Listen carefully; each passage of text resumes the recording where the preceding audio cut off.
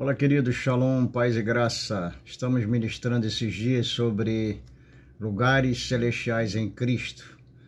Falamos sobre um lugar chamado descanso, um lugar chamado honra, um lugar chamado revelação, um lugar chamado transformação. E nesta oportunidade, para finalizar, eu tenho falado sobre 5 lugares em Cristo, baseado em Efésios 2:6. Eu quero falar sobre um lugar chamado sacerdotal, um lugar de autoridade espiritual. E para isso eu quero usar um texto aqui, 1 Pedro 2, verso 9, que diz: Mas vós sois a geração eleita, o sacerdócio real, a nação santa, o povo adquirido, para que vos anuncieis as virtudes daquele que vos chamou das trevas para a sua maravilhosa luz. Então nós somos sacerdotes reais, ou seja, sacerdotes do rei, sacerdotes legítimos. Nós sabemos que no Antigo Testamento tinha o sacerdote levítico, que veio através da tribo de Levi, da casa de Arão. Homens que foram levantados por Deus para oferecer sacrifícios ao Senhor. Mas na nova aliança, toda a igreja agora não é só o líder, que é o sacerdote. Nós somos sacerdotes reais. Todo crente em Jesus Cristo assumiu essa posição a partir do seu sacrifício na cruz. Jesus é o sumo sacerdote e nós somos sacerdotes, porque o papel do sacerdote era oferecer vítima à divindade, era sacrificar vítima à divindade. Então todo sacerdote ele oferecia os animais, porque aquele animal que ia ser sacrificado era o tipo de Cristo que seria sacrificado na cruz. Aqueles sacrifícios do Antigo Testamento cobria temporariamente o pecado dos pecadores. Então o sacerdote era essa figura representativa, espiritualmente falando, que tinha autoridade para oferecer sacrifício diante de Deus. Então a gente aprende no Novo Testamento, na Nova Aliança, que nós temos um lugar em Cristo hoje que ele conquistou na cruz do Calvário. Todos que morreram com Cristo e nasceram, ressuscitaram para viver essa nova vida em Cristo aqui na terra, essa ressurreição espiritual que acontece após o novo nascimento, onde nosso espírito é vivificado. A gente aprende que existe esse lugar chamado autoridade espiritual ou autoridade sacerdotal, que é um lugar de intercessão. A gente tem observado que as igrejas têm levantado o chamado Ministério da Intercessão. Na verdade, biblicamente falando, esse ministério não existe. Existe um ministério sacerdotal que todos são. Não existe um ministério exclusivo de homens ou mulheres que serão intercessores. Todos na igreja são convidados a ser intercessores. Não só pelo momento do pregador, mas a intercessão ela tem que ser diária. Ela tem que ser contínua. Então a gente olha para a Bíblia e vê homens que verdadeiramente entenderam esse papel sacerdotal e cumpriram com muita excelência. Por exemplo, Moisés foi um grande intercessor. Quando ele foi ao Monte Sinai buscar a Deus, de forma mais intensa, e lá ficou 40 dias e 40 noites, ele recebeu a tábua da aliança. Infelizmente, quando ele desce com seu servo Josué, ele escuta o barulho de música, de festa, de tamboris. Era o povo de Israel que tinha se corrompido e tinha feito um bezerro de ouro. Ele ficou muito irado, quebrou as tábuas da lei, e Deus disse ainda, mais irado do que ele, porque Deus é santo, e era o povo dele, e Deus disse: deixa-me, e eu vou destruir esse povo, e farei de ti uma grande nação. Na verdade, que intimidade, que graça, que amor que Moisés conseguiu. Eu penso que Deus não falaria essa expressão para qualquer um. Deus sabia que Moisés tinha um coração intercessor. Porque imagine Deus falando isso para qualquer pastor, para qualquer líder. A gente precisa entender o contexto dessa história. Moisés vai ao monte, num lugar de mais intimidade, pedir a Deus as tábuas da lei para que esse povo soubesse quem era Deus, porque o decálogo revela o caráter de Deus, as leis de Deus. E eles precisavam agora ter alguma coisa escrita pelo próprio Deus para que eles tivessem mais visibilidade daquilo que Moisés falava sempre sobre Deus. Então Deus está usando todos os esforços possíveis para que esse povo o conheça. Mas infelizmente muitos não foram obedientes ao Senhor, corromperam o seu coração. E é bom lembrar que no meio dos israelitas, quando saíram do Egito, a Bíblia usa a expressão veio gente mista, que era egípcio casado com hebreia, hebreia casada com egípcio. E quando eles saíram do Egito, essa gente veio misturada. E é exatamente esses egípcios infiltrados ali, fazendo a peregrinação, acho que de forma curiosa, foi que corromperam o coração dos verdadeiros hebreus, judeus, israelitas. E a gente observa que Moisés tem esse coração de sacerdote, porque Deus fala, deixa-me e eu vou destruir esse povo, vou fazer de ti uma grande nação. Se Deus fala para uma pessoa que não tem um coração de intercessor sacerdotal pelo povo, o que ele diria para Deus? Sim, é para já, Jeová. Na linguagem nossa do Jó, passo será o fim, não deixa ninguém vivo.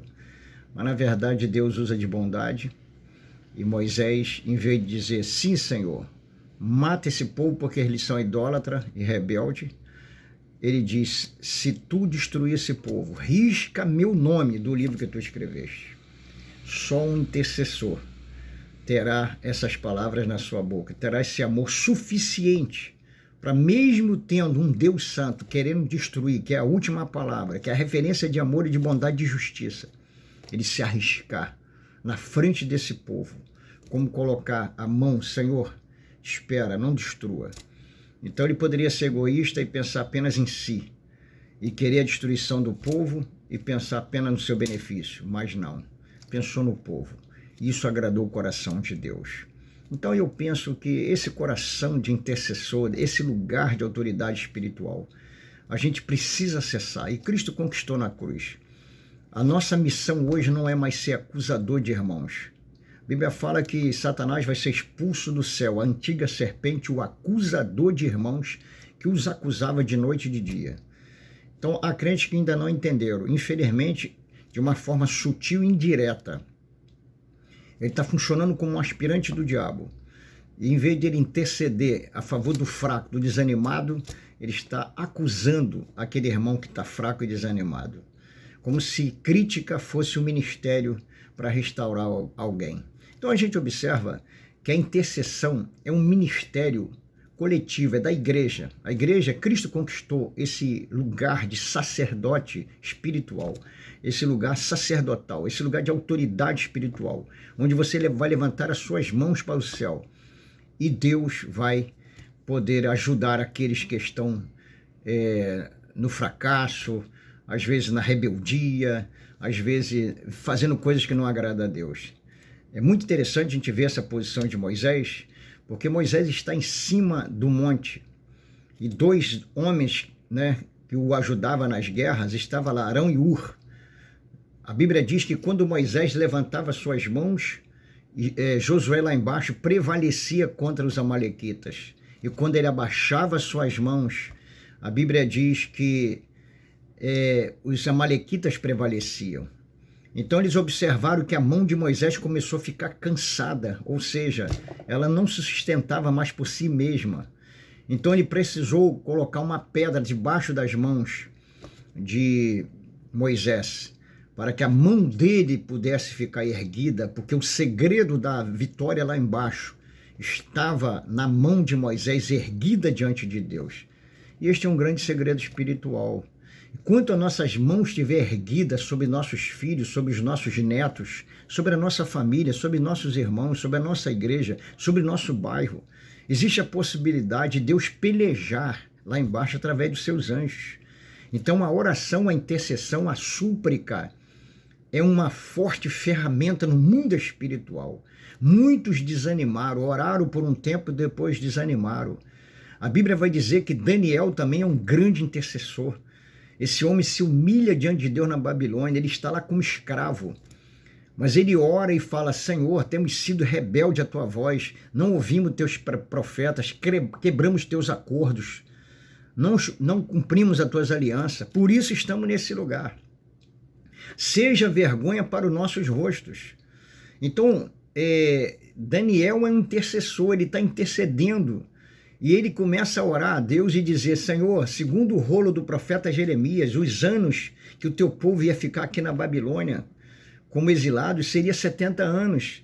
E esses 70 anos já se cumpriram. Então a gente observa que Daniel está se humilhando, intercedendo, se colocando na brecha entre ele e Deus. E é bom lembrar essa questão da brecha, Ezequiel 22:30, procurei dentre eles um homem que tivesse na brecha, ninguém achei. Deus precisa de alguém tapando a brecha que o inimigo cria, porque pela brecha o inimigo está trazendo as coisas ruins. Então, dormindo os homens, veio o inimigo e semeou o joio. Então a gente precisa estar nesse lugar de autoridade espiritual. Daniel orou 21 dias. Daniel intercedeu 21 dias pelo seu povo. Ele queria uma resposta de Deus. E no 21º dia veio a resposta. O anjo Gabriel parou do lado dele às margens do rio Ulai e disse: Daniel, homem muito amado, desde o primeiro dia que aplicaste no teu coração a se humilhar diante de Deus, foram ouvidas as tuas palavras, e foi por causa das tuas palavras que eu vim. Mas o príncipe da Pérsia me impediu por 21 dias. Mas Miguel, vosso príncipe, me ajudou. Então, olha só o que está acontecendo. Daniel não está sabendo de nada. Está pedindo resposta, está intercedendo, está orando, está clamando, está suplicando, querendo uma intervenção de Deus na sua situação, na situação do seu povo. Mas só 21º dia depois, 21 dias após, é que Gabriel revela o segredo da demora. Deus ouve a oração de Daniel no primeiro dia, mas a resposta só chega no 21º dia, porque havia uma batalha espiritual no mundo espiritual. Muitas das vezes é isso. Você ora e Deus ouve a tua oração, mas é uma batalha no mundo espiritual. Imagine se Daniel levantasse no segundo dia e dissesse: Deus não me ouviu, Deus não me respondeu, outro dia eu oro. Gabriel, que estava lutando para chegar lá, estava sendo impedido, bloqueado pelos príncipes da Pérsia, que são demônios. Gabriel diria o quê? Gabriel voltaria para o céu e diria para Jeová: Jeová, o homem saiu do lugar, outro dia quando ele voltar a orar, eu volto e levo a resposta para ele. Mas Daniel era intercessor, ele não desanimou.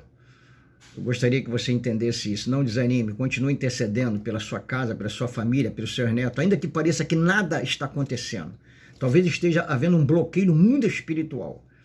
Mas se você fizer como Daniel, interceder, perseverar na oração, por isso que a palavra diz: sede paciente na tribulação, perseverai na oração e alegrai-vos na esperança. São 3 conselhos práticos para uma vida vitoriosa. Geralmente a gente quer ser impaciente na tribulação, não aceita, se atribula, se angustia, rejeita ela, mas a paciência, aliás, a tribulação gera paciência. E perseverar, resistir, aguentar a pressão, ficar ali naquele lugar de oração, porque é dali que vai sair a vitória. Então eu penso que Daniel foi um grande intercessor. Eu penso que Moisés foi um grande intercessor. Samuel foi um grande sacerdote. Aliás, ele teve 3 ministérios: sacerdote, profeta e juiz. E como sacerdote, ele estava vindo de grandes batalhas. E um belo dia, Deus estava irado com o povo de Israel por causa de suas rebeldias. Deus mandou um trovão muito forte. O povo de Israel ficou com medo, assustado, foi ao profeta e disse: Samuel, não deixe de orar por nós. Rogue a Deus por nós, clame para que ele não nos mate. E sabe o que Samuel disse? Jamais eu deixaria de orar por vós, pecando contra Deus. Nós somos tentados, muitas vezes, a parar de orar por causa da rebeldia do povo. E a gente diz na nossa falta de conhecimento ou na nossa soberba: esse povo não merece mais oração. Mas Samuel nos ensinou diferente. Jamais eu pecaria deixando de orar por esse povo. Que o Senhor nos dê essa visão, esse discernimento de estar nesse lugar de intercessão. Quer ver o outro exemplo de intercessão? Foi Abraão. Ele tinha seu sobrinho Ló em Sodoma. E o Senhor disse para Abraão: vou destruir Sodoma e Gomorra. E ele começou a interceder: Senhor, mas se tiver 50 justos lá, o Senhor vai destruir? Se tiver 50 justos, eu não destruo, mas não tem. E se tiver 45, eu não destruo, mas não tem. Se tiver 30, eu não destruo, mas não tem. Se tiver 20, eu não destruo, mas não tem. E se tiver 10, Abraão está intercedendo. Olha a escassez de justo. Alguém disse uma frase muito interessante, que o problema de um país, de uma cidade, de um bairro, não é a quantidade de ímpios, mas é a quantidade de justos. Sodoma e Gomorra só tinha um justo chamado Ló. Abraão para na 10ª. Ele fala para Deus, se tiver 10 justos. E ele não intercede mais por ninguém. E diz a Bíblia que os anjos do Senhor apareceram naquela cidade para destruir Sodoma e Gomorra, mas não poderia fazer isso sem antes tirar Ló e a sua família de lá. Então Abraão era um grande intercessor, é alguém que amava. Olha que Abraão se separou de Ló, olha que Abraão não andava mais junto com Ló. Você sabe os motivos que eles se separaram? Contenda entre os pastores. Ló fez uma escolha errada. Ló escolheu as campinas verdejantes de Sodoma, que lembrava o Éden, jardim do Senhor. Lembrava, mas não era. E a gente sabe a história de Ló. Foi para lá casado e voltou viúvo. Foi para lá rico e voltou pobre, sem nada. Porque estava num lugar que Deus não mandou. Mas Abraão ignora todos esses fatos. E antes disso, a Bíblia vai dizer que os reis de Sodoma sequestraram Ló e sua família. Mas Abraão pegou 318 servos e foi atrás dos reis de Sodoma e trouxe Ló de volta com todos os seus bens. Esse é Abraão, um homem muito amoroso. Não é porque estamos separados por causa de um problema que quando vê seu irmão na dificuldade que você não vai socorrê-lo. A gente pode até não congregar junto, mas se é teu irmão em Cristo, a gente precisa ter esse olhar sacerdotal, intercessor. Então não desanime, persevere.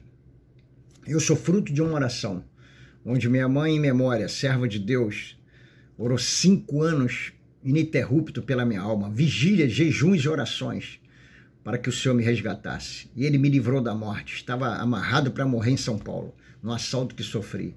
Mas o Senhor me livrou da morte, por causa de uma oração. É como alguém já disse, manje de joelhos e filho de pé. Assuma esse lugar em Cristo. Um lugar chamado intercessão, um lugar chamado sacerdote espiritual. Você é um sacerdote. Hoje existe muita polêmica, sacerdote é quem está no púlpito, não. Vós sois sacerdotes reais. Vós quem? O povo, não é os líderes. Todos nós na nova aliança somos sacerdotes. Temos livre acesso. Paulo escrevendo, o escritor escrevendo aos Hebreus, ele disse que podemos chegar confiadamente ao trono da graça. Então hoje você pode chegar, porque lá tem um sumo sacerdote que vai atender, vai ouvir, vai interceder pela sua súplica, oração, pelo seu clamor, pelo seu pedido, se for a sua vontade. Então é bom nós entendermos, para assumirmos esse lugar em Cristo, um lugar de autoridade espiritual, de intercessão. Deus não quer comentarista nem acusadores espirituais. Deus não tem ouvido fofoqueiro. Deus não quer ninguém diante da presença dele falando mal de quem quer que seja na oração. Deus quer intercessor, alguém que se coloque no lugar do fraco, do desanimado, daquele que está causando às vezes desordem. Deus quer alguém intercedendo. Deus não quer crente acusador diante de Deus. Quem faz isso é o diabo. Nós somos sacerdotes. Nós intercedemos a favor do fraco, do desanimado, do caído, do desviado, do afastado, daquele que ainda não está alinhado com Deus e a sua vontade. Esse é o nosso papel no mundo espiritual. É 2 mãos erguidas para o céu. Jesus foi o grande sacerdote quando esteve aqui na terra. Ele disse, não os peço que tire do mundo, mas que os livre do mal. Jesus, na sua oração, em João 17, ele faz uma oração sacerdotal, pedindo ao Senhor que nos guardasse do mundo, que abrisse o nosso coração para entender qual é o nosso papel. Jesus na cruz fez seu último sacrifício sacerdotal como homem. Ele disse, Pai, perdoa porque não sabe o que fazem. Então nós precisamos assumir essa posição, orar pelas nossas autoridades brasileiras e não criticá-las, porque elas não mudarão com a nossa crítica. Nosso papel no mundo espiritual é interceder.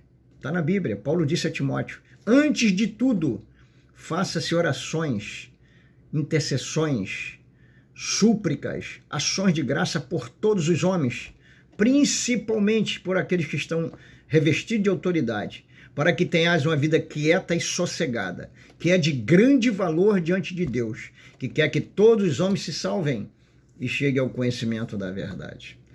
Então a gente precisa entrar nesse lugar, assumir, se assentar nessa cadeira, nesse lugar de intercessão. Existe um poder por trás da intercessão. Interceder é muito mais do que orar. É suplicar por alguém, é rogar por alguém, é não permitir que essa pessoa sofra para lá, sem ter o cuidado, o carinho de alguém. Então, se Deus tem me dado amor e tem te dado amor e visão espiritual, você tem que assumir essa cadeira. Interceder pelas nossas autoridades. Deus quer que eu e você oremos, para que Deus venha salvar o presidente da República, sua família, seus ministros, governadores, senadores, vereadores, prefeitos, toda autoridade constituídas por Deus. É a nossa missão. Era a missão de Paulo a Timóteo. Paulo está dizendo a Timóteo, Timóteo, você tem que interceder por Roma, por Herodes, por César. Paulo disse aos romanos, toda alma esteja sujeita às autoridades, porque não há autoridade que não foram constituída por Deus. E quem resiste à autoridade não resiste a homens, mas resiste a Deus. Se está governando bem ou mal, aí não é problema nosso. A nossa missão é interceder, é orar, para que essas almas venham conhecer ao Senhor Jesus, para que elas se convertam a Cristo.